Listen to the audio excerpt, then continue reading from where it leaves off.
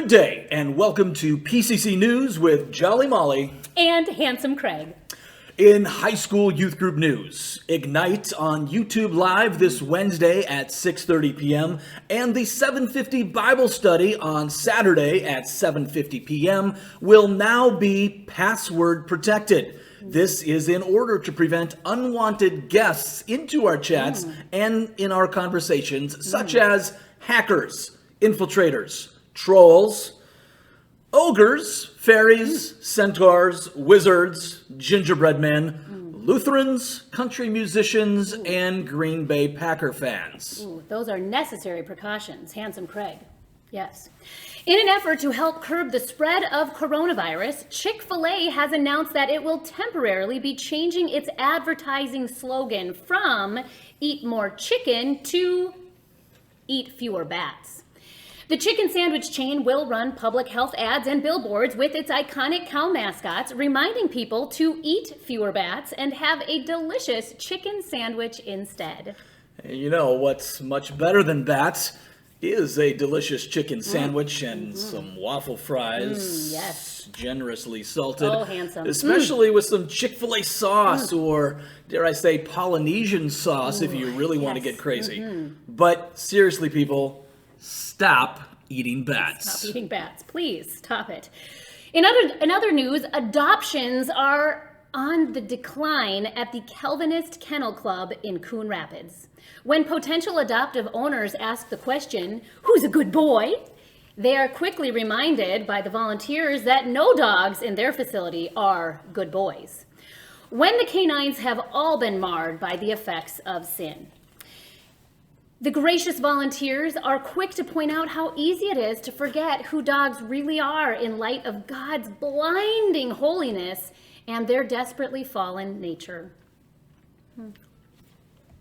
Turning our attention now to sports, and speaking of Chick-fil-A, did you know that every time the Minnesota Wild had a home hockey game, all you had to do was open up the app on your phone and you would receive a free chicken sandwich? Ooh. Chick-fil-A, dare I say, it is time now for a new promotion. And might I suggest a free chicken sandwich every time an advertisement on TV uses the apparent new buzzword essential, such as, "It is essential that I get my hands on some Chick-fil-A nuggets right now." That is a great idea. With everyone staying home and working remotely because of the coronavirus, one industry especially has been very, very much hit hard: pants manufacturers. While shirts are still somewhat popular, pants have taken a big blow from the new telecommuting paradigm and have been found to be completely unnecessary articles of clothing, and are even thought by some to restrict creativity and productivity. Well, pants manufacturers are attempting to fight back. Levi's has actually introduced a new slogan, "God is always watching," to try to shame people back into their pants. But so far, it has been largely ineffective. Admittedly, Jolly, I am a bit embarrassed. Oh. Although I am wearing pants right Oh. now, Woo. knowing that the broadcast was only going to be from the waist up, I did decide to break into my packages, Packages. my piles Piles. of Zubas Piles from and piles. storage, Oh, whose yes. stock is now on the rise. Oh, stock on the rise. Oh, speaking of stock on the rise, Handsome, did you know that stock in hair dye is on the rise as well? It's true. Turning our attention now to international news, and speaking of Chick-fil-A, I know the story is true because I read it on Facebook. Did you know that the first Chick-fil-A began in Moose Jaw, Saskatchewan, Canada, and was originally called Chick-fil? Chick-fil-A? That's correct. Oh. A recall has been issued excuse me for a minute. A recall has been issued on the popular flavorless liquid beverage Lacroix after an accident at the factory caused millions of gallons of the drink that some people allegedly enjoy to include dangerously high levels of taste, and deliciousness. I hate that. A worker on the assembly line was supposed to pour in the customary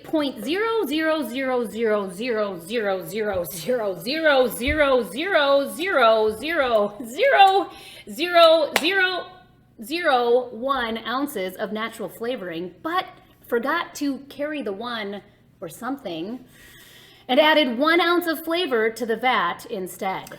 Company spokespeople have apologized to the manufacturing error for that error that caused the beverage to actually taste like something.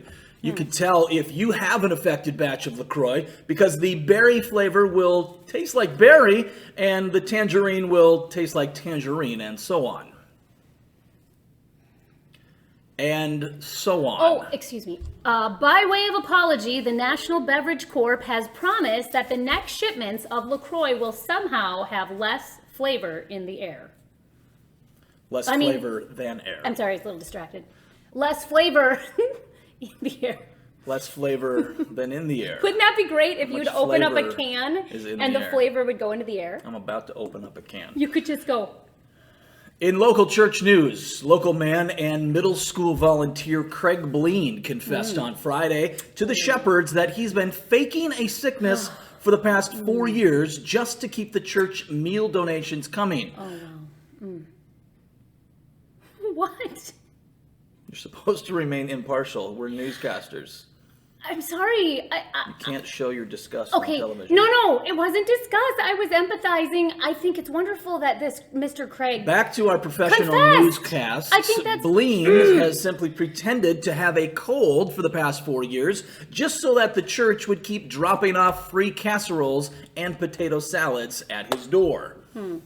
Bleen also stated that he really did get sick for 3 days back in the spring of 2016, but when the church ladies continued to show up, that's many times. When you continue to continue, That's a lot. You never stop. A lot of times they kept dropping off casseroles at his door, and he, quote, just kept it going. Bleen has reportedly lived off casseroles such as tater tot hot dish, stews, and Jell-O with the little bits of fruit suspended Yeah, they, like, in float it. in Right, there. the floating Jell-O Yeah, fruit I things. hate that.